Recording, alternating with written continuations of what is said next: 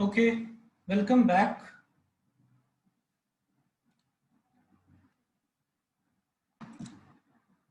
In the last lecture, we have discussed that there were two types of multiprocessing system.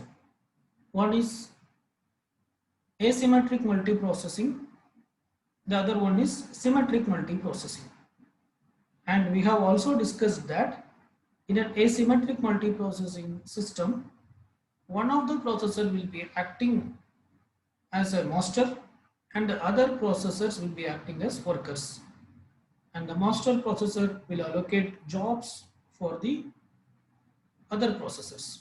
Okay, whereas in a symmetric multiprocessing architecture, all the processors will be treated as equal peers and the jobs will be allocated to these processors by the operating system. Okay, now this diagram explains the symmetric multiprocessing architecture. Here you can see there are three CPUs, that is three processors, CPU 0, CPU 1 and CPU 2. Okay, so this entire block is a CPU and each of the CPU has its own registers and cache memory, and there is the main memory RAM, which is shared by all these processors. Okay, for all these CPUs. So this is one example for symmetric multiprocessing architecture. Okay, so the architecture may vary. Okay, see here cache is inside, in some other architecture cache may be outside of the processor. Okay, this is one example where you have multiple CPUs and they are sharing a single memory and all these processors are placed in a same system. So this is an example of symmetric processing architecture. Okay, so the next thing what we will be discussing is multiprocessing can be of two types. Multiprocessing can be of two types. One is called as multi-chip, the other one is called as multi-core. So what does it mean? See, multi-chip in the sense, the previous example, whatever we have discussed, this is an example for multi-chip. Actually, this is an example for multi-chip. Let me call it as MC, multi-chip. Why it is why it is called as multi-chip? Because CPU 0 is placed in a separate chip. Okay, chip in the sense it is what you call it is an electronic device, a separate in a separate electronic module. This CPU is placed. Similarly, in a separate chip, CPU 1 is placed. In a separate chip, CPU 2 is placed. That is, each of these processors has its own chip. So this is an example of actually multi-chip system. Okay. So this is a multi-processing system which uses multiple chips. That is, for each processor it uses a separate chip. There is another type of multiprocessing which is called as multi-core. Okay, so some of you may be having a laptop with multi-core, dual core. So dual core in the sense what, or multi-core in the sense you will have only one chip. Here you can see in this diagram. So there is only one chip. This single chip contains two cores. So core is nothing but processing element. Core is nothing but processing element. So this particular chip contains two cores. So this is processing element 1 and similarly it contains another processing element which we can call it as processing element 2. So this is processing element 2. So this particular computer is having a single chip, but this particular chip contains two processing elements. So in one chip you have two processing elements. So this is an example of multi-core multiprocessing system. Okay, so what is the difference between multi-core and multi-chip? In a multi-chip, based system, each processor will be placed in a separate chip, whereas in a multi-core, multiple cores will be placed in a single chip. Okay. So actually, performance-wise, multi-core system performs better than multi-chip systems. The multiprocessors with multi-core system performs better than the multiple processors with multi-chip.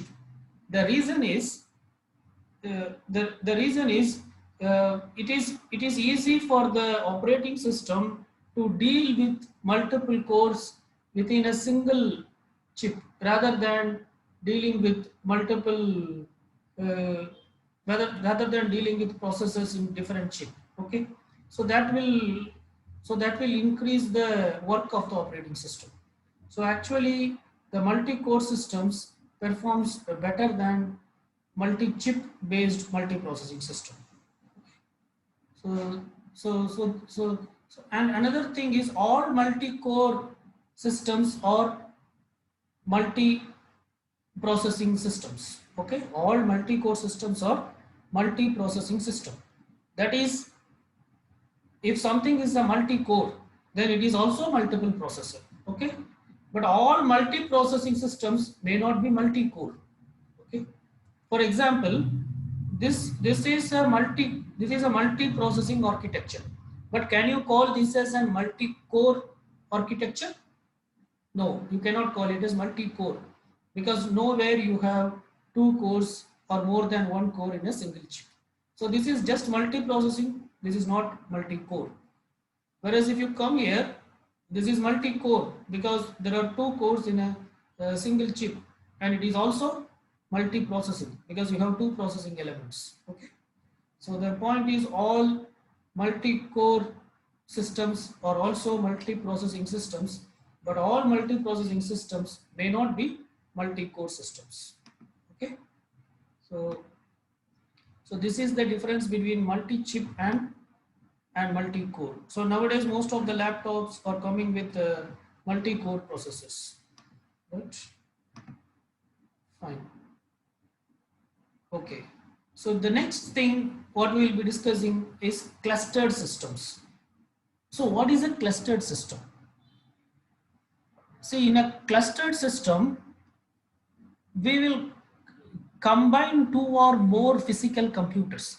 Two or more physical computers will be clustered together, and and the work will be distributed among these computers, and the work will be get done. Okay, so for a clustered computer, for a clustered system, you need a separate software.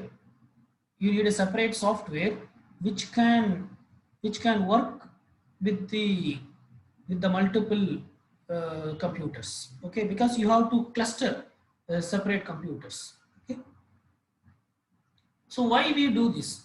So basically we do this to provide high availability. So basically we do this to achieve something called as high availability. What does it mean by high availability?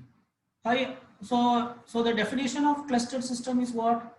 Multiple computers will be clustered together, and there will be a cluster operating system which takes care of what you call interconnecting all these systems and getting works done through all these systems.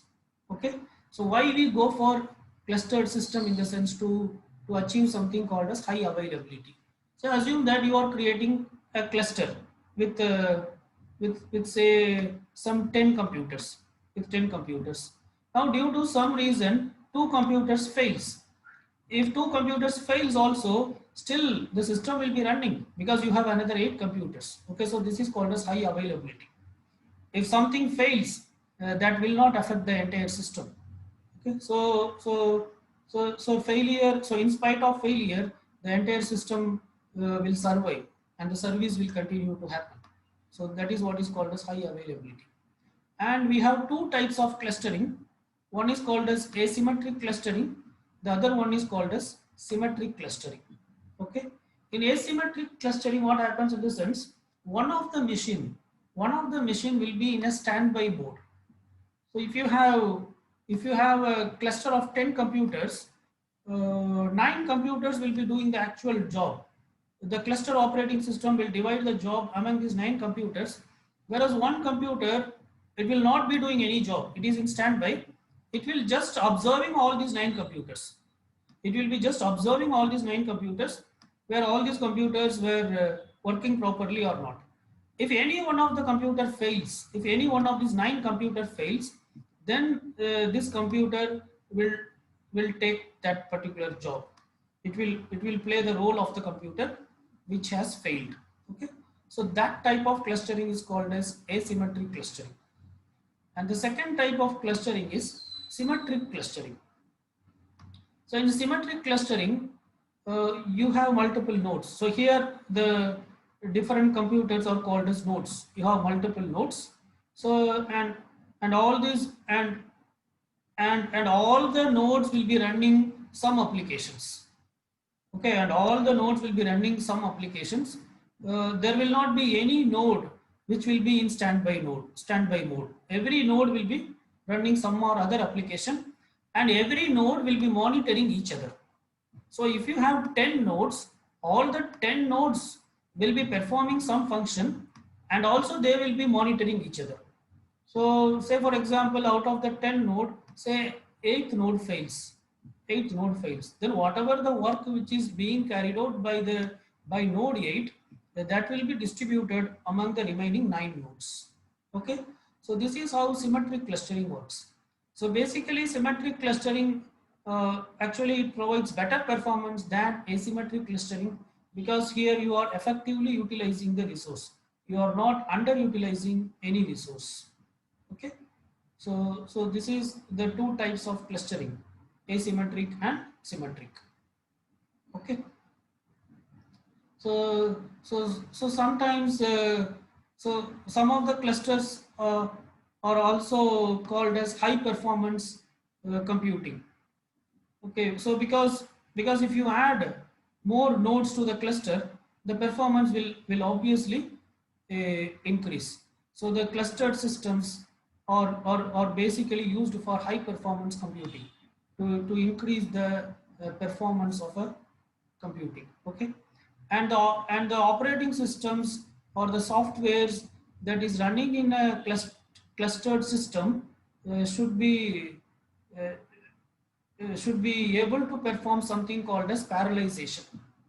Okay, so the applications which is running in a clustered system should be able to achieve something called as parallelization, because you have multiple nodes, and the work should be shared among all the nodes, and the application should be capable of doing that.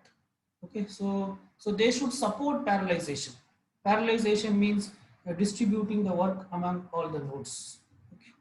And sometimes what happens in the sense, all these clusters, all these all these nodes, I mean the collection of nodes is called as cluster. All these nodes may share a common memory. So let us assume there are 3 nodes, node 1, node 2 and node 3. But these 3 nodes may be using a same memory. They may be using a same memory. Okay, so even though they are different PCs, even though they are physically different PCs, they may share a same memory. So this is possible in case of server architecture. Okay, they are using a common memory. So now what happens in the sense, if say this is node 1, this is node 2, and this is node 3. If node 1 is using the memory, then nobody else should use the memory. So if node 1 is using the memory, then the memory should be locked for node 1. Okay. So because node 1 is using that. Okay. So at that time, node 2 and node 3 should not be able to access the memory. Okay. Once node 1 finish the accessing, then the lock will be removed. Now node 2 or node 3 can use. Again, if node 3 is using, once again it will be locked for node 3. It is only node 3 can access. Now node 2 and node 1 cannot be able to access the memory. So this concept is called as distributed lock manager. So the clustered operating system should able to do all these things. Okay. So, so there is a concept called storage area network. Storage area network, in the sense, the storage device can be shared among multiple nodes which are even separated by several kilometers.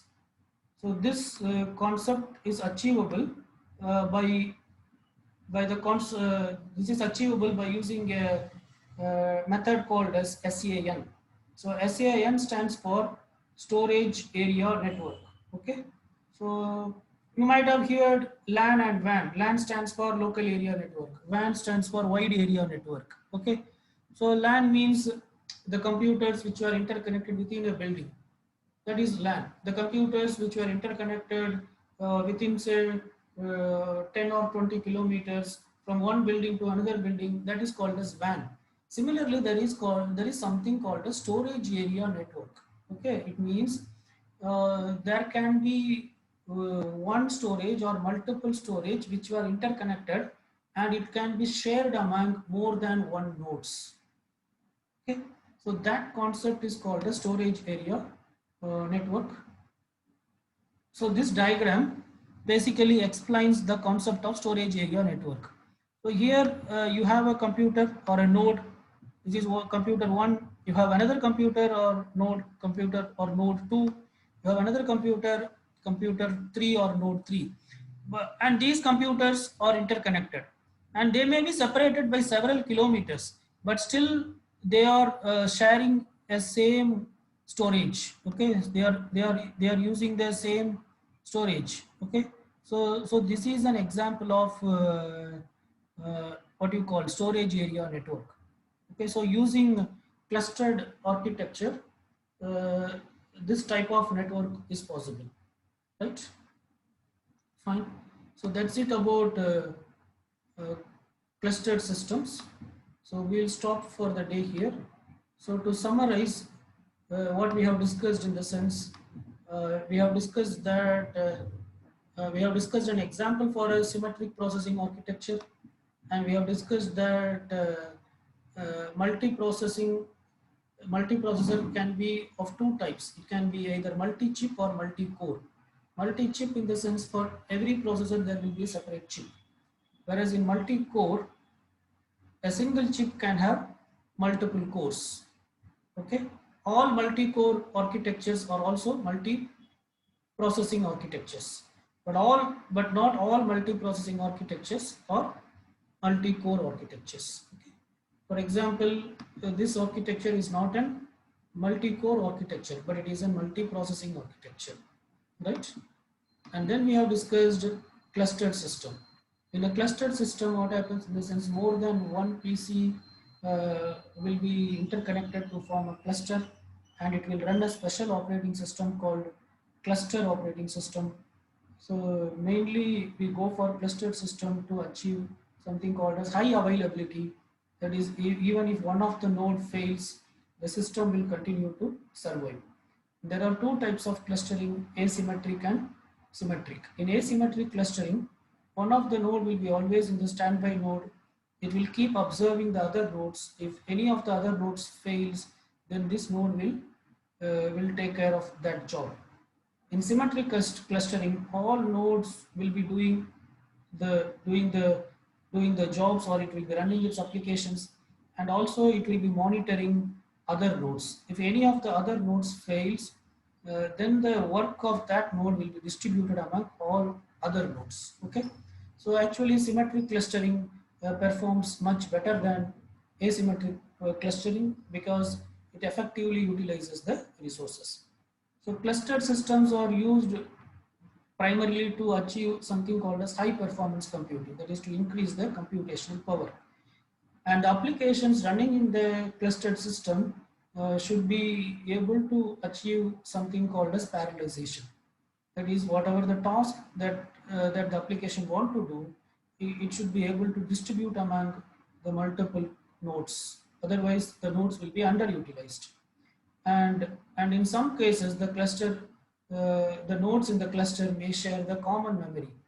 In that case, if one node is using the memory, then the other node should not be able to access the memory. then the memory should be locked for the other nodes to avoid from accessing. So the clustering operating system should ensure that, and this is achieved by using a concept called distributed lock manager. Okay, and one of the latest developments of clustered system is something called a storage area network, where multiple nodes share the same storage, and these multiple nodes may what you call, it may be separated by several kilometers. Okay. So here storage in the sense we refer physical storage, some secondary storage devices, right? So this is called storage area network because the storage is shared among multiple devices which are separated over several kilometers. Fine. Let us stop here. Thank you.